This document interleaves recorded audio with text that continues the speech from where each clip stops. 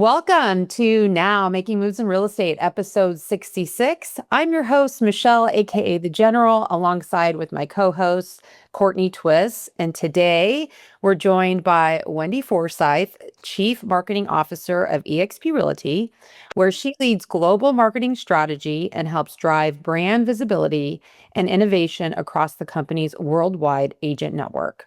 Wendy brings more than 2 decades of leadership experience in real estate, having held executive roles at companies including Compass, Fathom Realty, and HomeSmart International, where she played a key role in scaling brand recognition and market growth.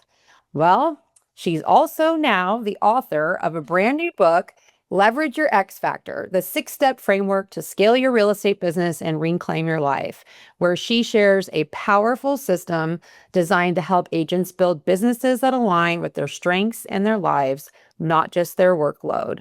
Please help us in welcoming Wendy Forsythe. Thank you, Michelle. Oh, that's awesome. I always love it when people read like bios. It's such an uncomfortable, few moments of a conversation, but I appreciate it. We have to brag on you, although it probably could have went on for much longer because you are so accomplished. Thank you so much. Yeah. So, Wendy, you've had an incredible career in real estate leadership across obviously major companies. When you look back on your journey that led you to becoming the CMO at eXp Realty, what were some of the pivotal moments that shaped your path? Oh, goodness. I mean, such a loaded question. We got some good ones for you on You this got some good episode. ones. I Yes. mean, there's so many pivotal moments. I mean, where do you want me to start? Let's start at the beginning, right? I never could have imagined when I started my career as an agent in my early 20s that I would be having a conversation like this with you guys today. And I think that's one of the wonderful things about a real estate career. And it's one of the things I tell people today starting out is that this industry will open up doors of opportunity that you never could have imagined. Just lean into it and push those doors open. And that is one of the things that I have always done. I have tried to push those doors open. I have tried to find those doors to push open along the way. And I've tried to step through those doors. And sometimes that worked out. Not always. There's been some missteps along the way, but the opportunities have been there. And this is an industry that has ample opportunity to build a life that is bigger than probably any of us ever imagined starting out. So we're very fortunate to be in this industry. I agree. What remind me what year you transitioned from being in the sales side to doing more of the, leadership The or corporate side, I crossed over into the dark side of corporate real estate. exactly. It was in the late 90s. So I had my own real estate brokerage in the late 90s, and I sold that business. And at the time, I was a franchisee of a franchisor in Canada, which is where I started my career. And you had to get permission to, I had to assign my franchise contract to the new owner of my business.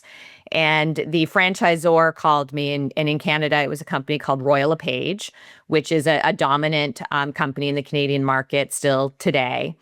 The leadership that had to approve my franchise transfer called me right away and said, "What are you doing next?"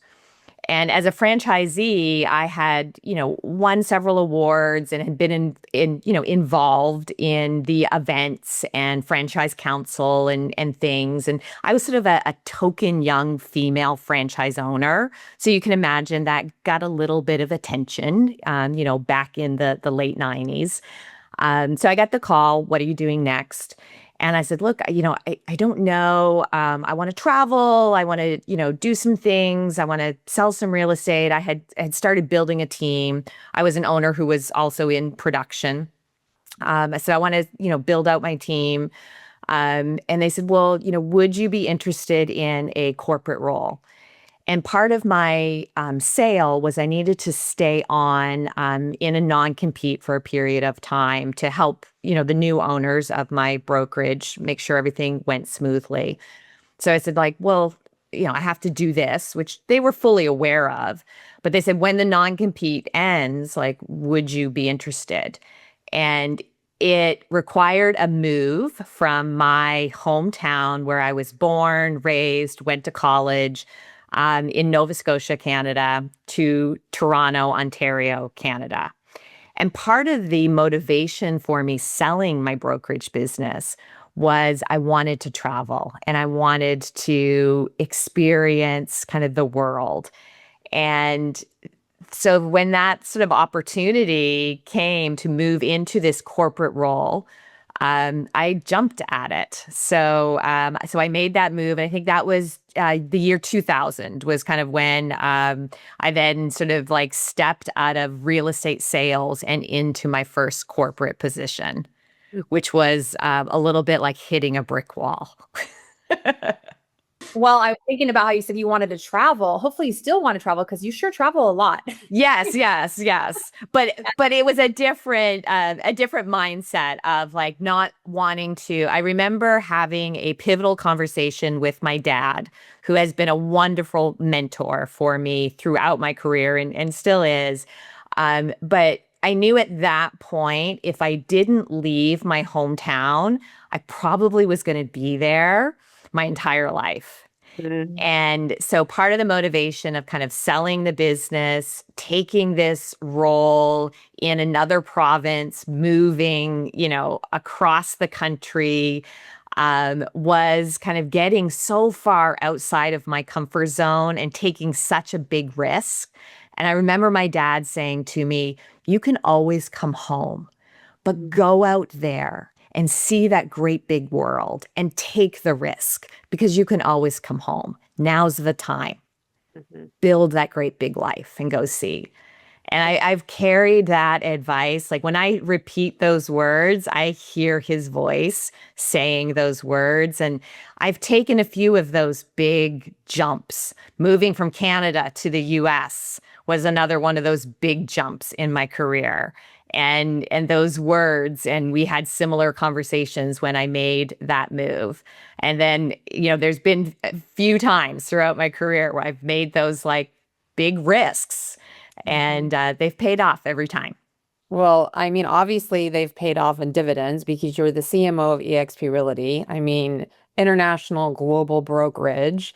And I'm just curious to share with our listeners a little bit about what your day looks like in that role, because it must be slightly diverse and very busy.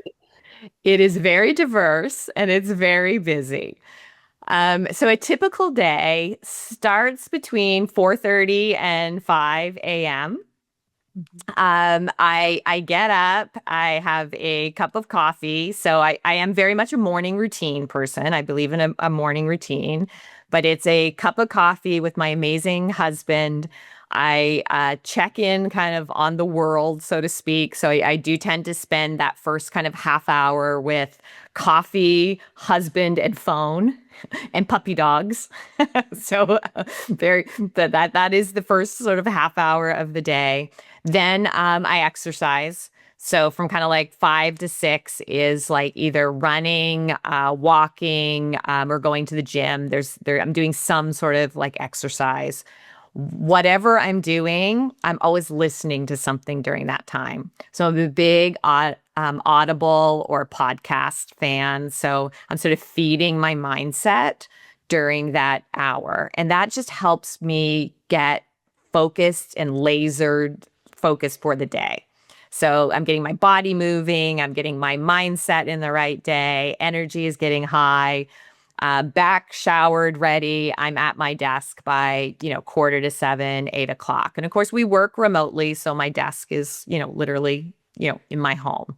But we're rolling from that point. So from that point on, it is phone calls, it's video calls, and it's very diverse. I mean, it's everything from talking to, agents that may be considering joining eXp to working with my team on, initiatives that we're working on for the marketing team, from working cross-functionally with other teams within EXP on projects and initiatives that we're working on, to doing things like this, and helping, all of our agents, to doing, other media things that we might be doing, to working to build the EXP brand.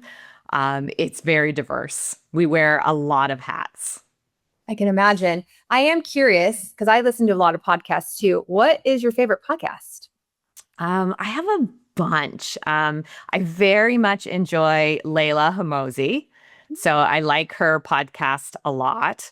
I listen to Neil Patel. His marketing school podcast is a favorite that I listen to.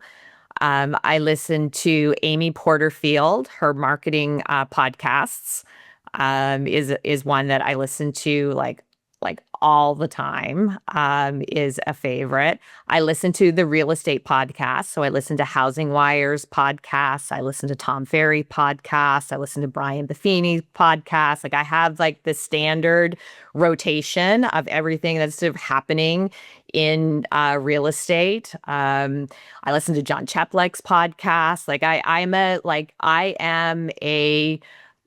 I consume a lot of content of what's happening in the real estate world. Like I am a real estate content junkie. I want to know what are the Jared James of the world? What are the coaches? What are the content creators? What are they talking about? What are they doing? What is the pulse of how we can offer value to our agents? That helps us from a marketing perspective as marketers. It helps us from a messaging perspective as the brand, because we're messaging to all of you every single day. We put out so much content on our own personal social, on the brand accounts.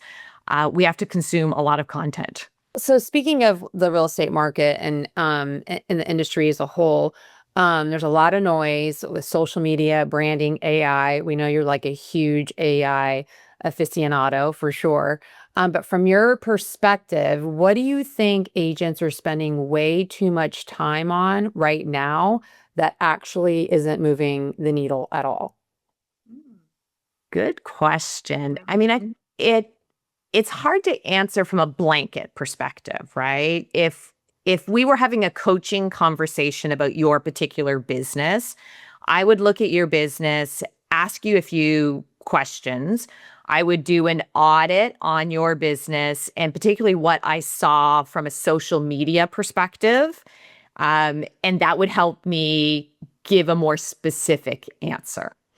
So, because it would be different. It might be different for you, Michelle, than it would be for you, Courtney, than it would be like for another agent. But in generalities, sometimes what I see is agents who are not being unique enough in the content they're putting out. So speaking from a social media perspective in what goes out there, I see agents put a lot of content out, but it's just so generic that like anybody could put it out there. It doesn't help me know anything about Michelle or Courtney or Wendy or Joe or Sally or Sue. Like any of us could put that out there. So what makes it unique? What makes working with Michelle any different than working with Courtney or working with Wendy? And that, to go back to, you had mentioned the book in your intro. Thank you for that. I like that plug. What is that X factor, right? People will be attracted to working with a particular agent based on a connection that they have with you. And if we're all generic, if we're all the same, the only thing that's going to set us apart is price. And if we're all competing on price, then that's not a fun world to live in and compete in, right? So the classic cliche phrase is you can compete on value or you can compete on price. And if we're not doing anything to distinguish ourselves based on value, if we're not leaning into our X factor, then we're only competing on price. And if the consumer only sees price as a differentiator, then we've just become a commodity as an industry. And we're already in a tough enough spot as an industry as it is. To just become a commodity based on price is not where we, as the professionals of this industry, should put ourselves. So that's why the uniqueness of the skills we have, the personalities we have, the abilities that we offer throughout the course of the transaction is our X factor that we all need to be building our brands around. And the more we do that, the more those uniquenesses set us apart and create the value that the consumer can understand. And then they relate to, oh, I see why they charge the commission they charge. It makes the pricing conversation much easier and almost unnecessary because we've built the value in the expertise that we offer. Well, Makes so sense. Yeah. that's probably like a good segue into the book. Let's talk about the book because, All right. you know, sounds like it's appropriate. Tell us a little bit about the why behind the book, what agents can expect to get out of it.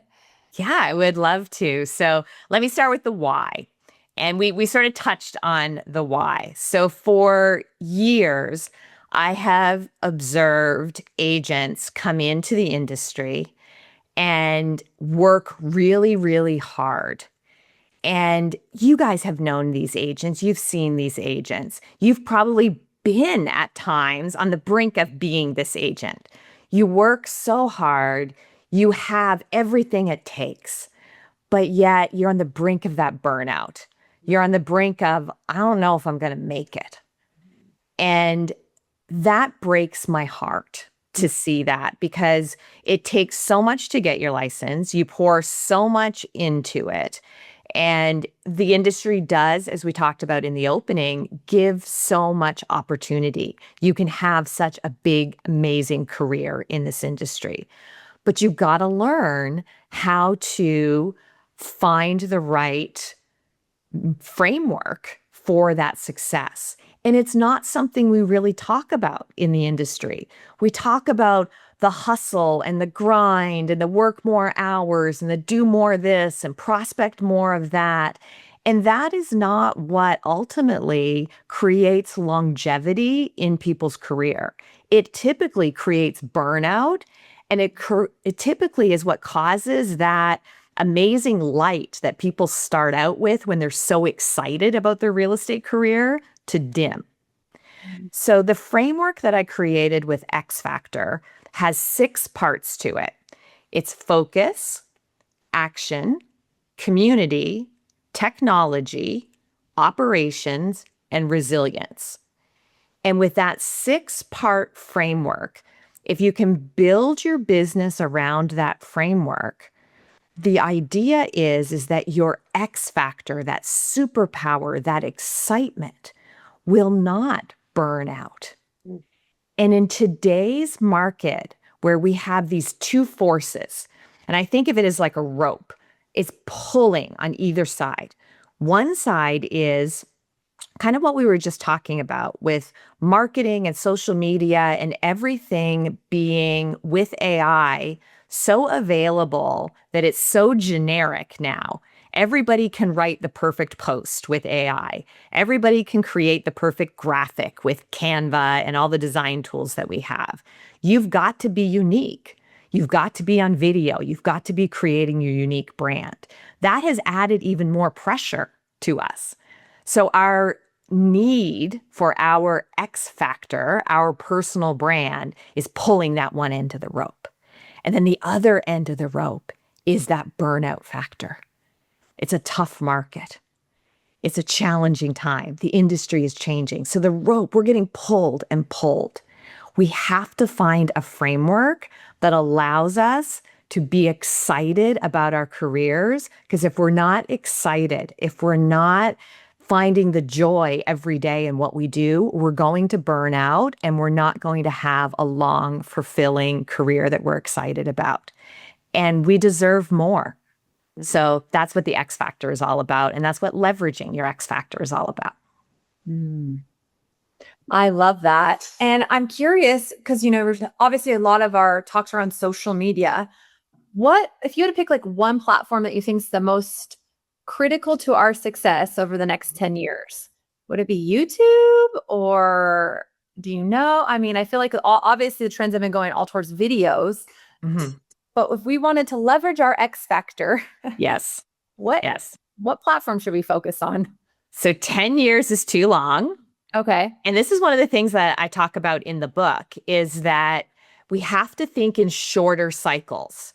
And in the book, I actually recommend that you think in terms of 90-day cycles because 90 days is long enough that you can have an impact, but short enough that you can pivot and you can see when things need to be changed because the world is changing so quickly. So think about social media to go to your question. Social media is changing so quickly. The algorithms change so quickly that I might answer your question today and I might say, go all in on Instagram. Well, 90 days from now, something could change. There could be a whole new algorithm. There could be a whole new social media like channel that could completely change that. For example, Facebook is making a resurgence. So a lot of the gurus are saying like, you may have moved away from Facebook. You might want to move back to Facebook. So, it changes so much. But right now, my answer would be for most of us, Instagram is having a huge, impact. But I wouldn't discount YouTube. I mean, YouTube is definitely, if you're doing sort of video, especially like long form horizontal video, but then you want to chop that up and you want to put it over on Instagram. I would point you in a direction of maybe some channels that you're not using. And that would be like if you haven't gotten involved in Substack, go look at Substack. So this is a newer social media channel that is getting a lot of leverage and it is feeding in well to the LLMs, so to ChatGPT and to Gemini. And a lot of the influencers are really leaning into Substack. So if you're early in, that is always really good, especially if you are a thought leader or a content creator, which I know both of you are. Substack is somewhere that you may want to go take a look at. Reddit as well. I mean, Reddit has been around forever. We kind of like, even when I say Reddit, I like scrunched my nose up and like got a look on my face, but Reddit and the LLMs are playing together, especially comments on Reddit. If you are a commenter on Reddit, ChatGPT loves Reddit. They're pulling info and sourcing Reddit for all kinds of things. So as a real estate professional, if you go into Reddit, find the threads on your community and start contributing to information on your local community as the real estate expert. And then when somebody goes to ChatGPT and asks questions on Sacramento, Reddit will pull your answers as a contributor from Reddit and source you as the real estate expert on Sacramento in the answer in ChatGPT. Okay, great homework. Substack, Reddit, do it. I'm like, that's our gold nuggets for the day. There you go. Oh, wow. Before we wrap up, I did want to just ask, if an agent's listening today and feels like they're pushing up, that boulder uphill, working harder than ever, but not getting the results they want. And this is true with attraction as well. So speaking to those that are building revenue share organizations as well, what is the first step this person should do today to leverage their own X factor? Get into action. Okay. And that's the second part of the framework. So focus and action. Those are the first two parts of the framework. So when you get into action, you start momentum. And I think part of what keeps us stuck is when we don't get into action. So if you're feeling stuck, if you're feeling like I'm not hitting the goals, I'm just not getting the results that I'm hoping to get, that I want to get, you've got to get into action. And that might be making the first call. That might be just reaching out to somebody. If you're looking to start to build your organization, if you want to try to find other agents to join you here at eXp and you're not sure what to do or what you've been doing doesn't seem to be working, reach out to somebody who is doing it well, who you admire. There's so many great attractors here at eXp. Get into action. Call one of those people, reach out to one of those people and say, hey, what would you do first? What did you do first? Have that conversation and then go do it.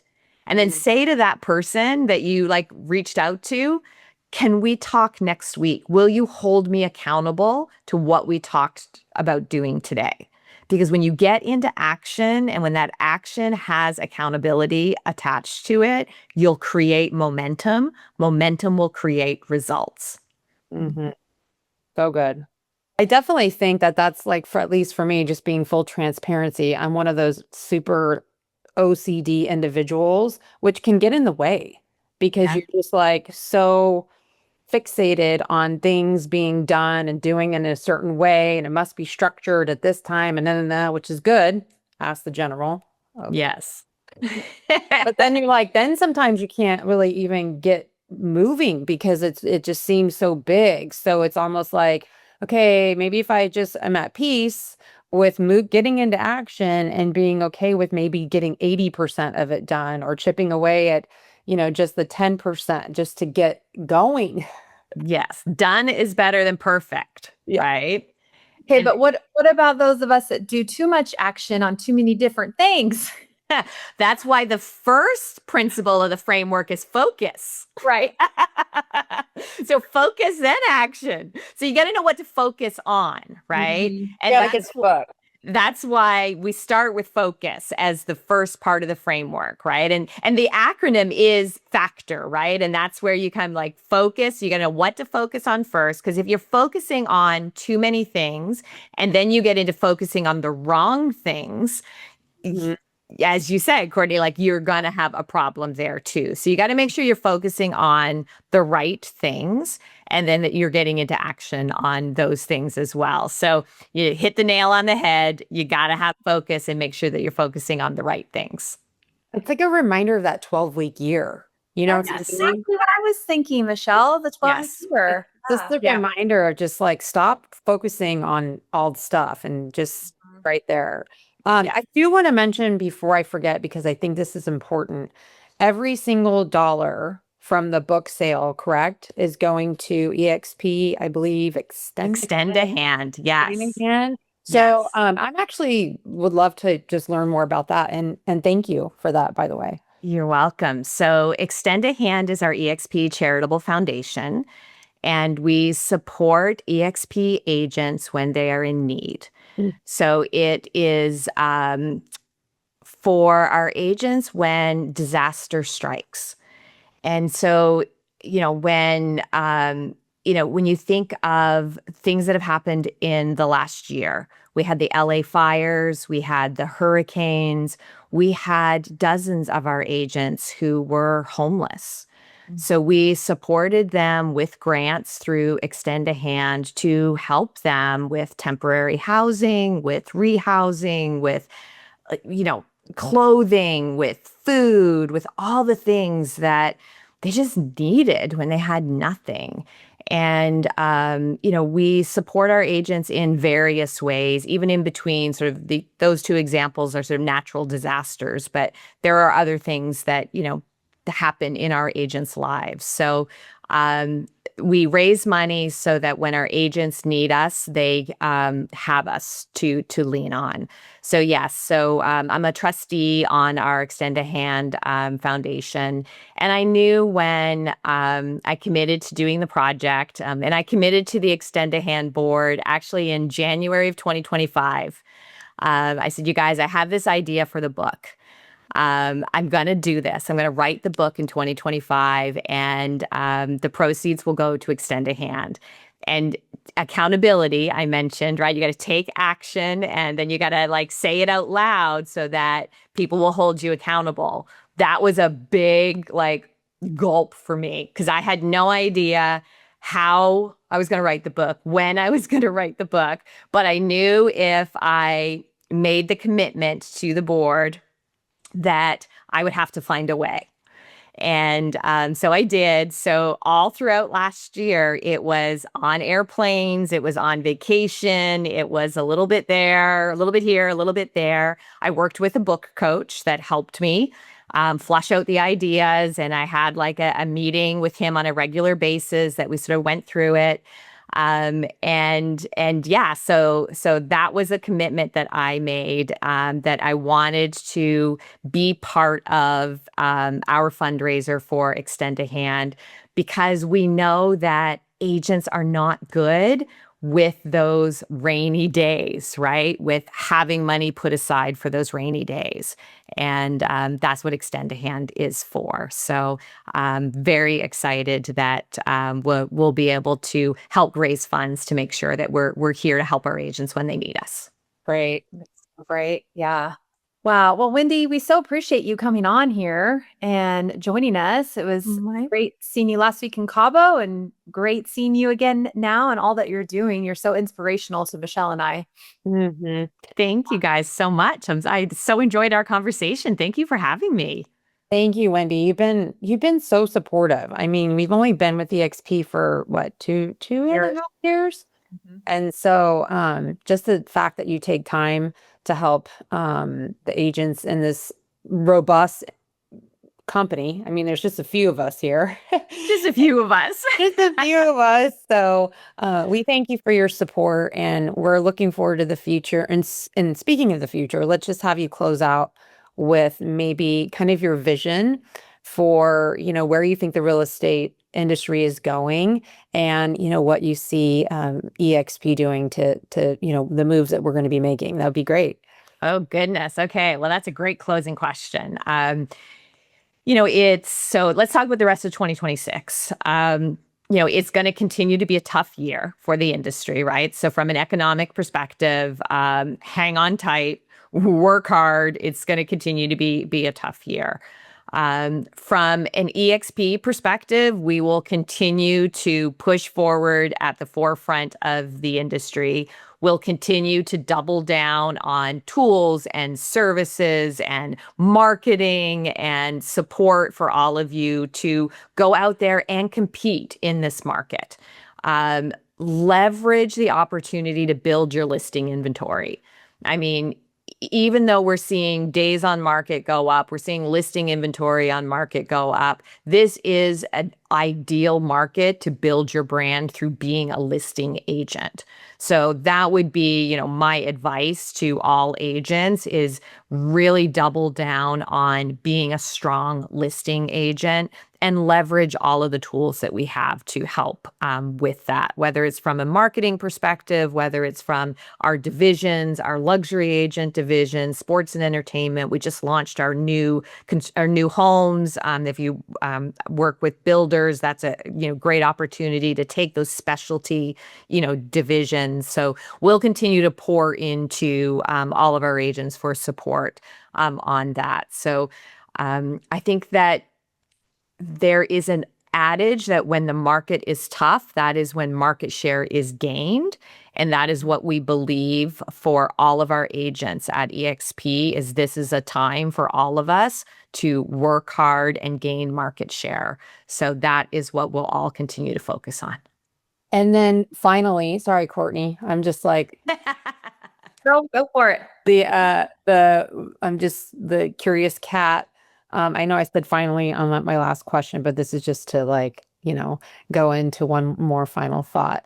So real estate is first, obviously, for the bulk of our company. But what about those that are focusing on attraction? Mhm. Speak to those agents that are, building a business of revenue share. And so what can those people focus on given what you just said about real estate industry? Yeah, the best way to build your revenue share organization is through the skills of production, right? When agents are looking to make a move of brokerages, it is because they want to increase their production. Like that is the number one driver of making a move is I'm at 4 transactions and I want to get to 8 transactions. I'm at 8 transactions and I want to get to 12. I'm at 12, I want to get to 24. I'm a team leader doing, 40 transactions and I want to get my team to 80 transactions. I'm at a team of 12 and I want to increase my, cost per trend or my profit per transaction, right? Like, so it's always production driven. So if you're looking to provide value as an attractor, do it from a production standpoint. So lead through that expertise you have as a producer. That will help you attract other producers through your organization. And when you look at our best attractors, it is because they are expert producers. Even the ones that may or may not be producing anymore still lead attraction through production. It's because of the years that they were producers. They're still so skilled at sitting at the kitchen table and doing the listing presentation. They're still so skilled at how to handle the objection. We mentioned Cabo last week. You saw the people on the stage. They still knew how to do every single objection handling technique there was out there cold. Like Gene Fredericks. Like, I don't know the last time Gene Fredericks may have done a deal, but like I would take Gene Fredericks out to negotiate a deal with me any single day, right? Like the man is like an expert. So lean into that because what people want is they want to partner with people that will help them grow their business. So lead with value and demonstrate for them how you will help them grow their business. That is the best way you will attract people to your organization. There's our game plan for the year, Michelle. Well, Courtney, why don't you just close us up so we can thank her once again and all the details on where to find her. Yeah, thanks, Wendy. We really appreciate you. We'll obviously have this on our YouTube channel as well as all Apple, Spotify. But where can people find you? What's the best way to follow you and to get access to your new book? Yes, so you can find me on my website, wendyforsythe.com. Follow along on social media at Brand Wendy on Instagram is the best place. All the links everywhere else you can find off of Instagram. And you can find the book on Amazon, Leverage Your X Factor. Awesome. Thanks, Wendy. You're Appreciate you. welcome. Thank you, Thank you, guys. Wendy.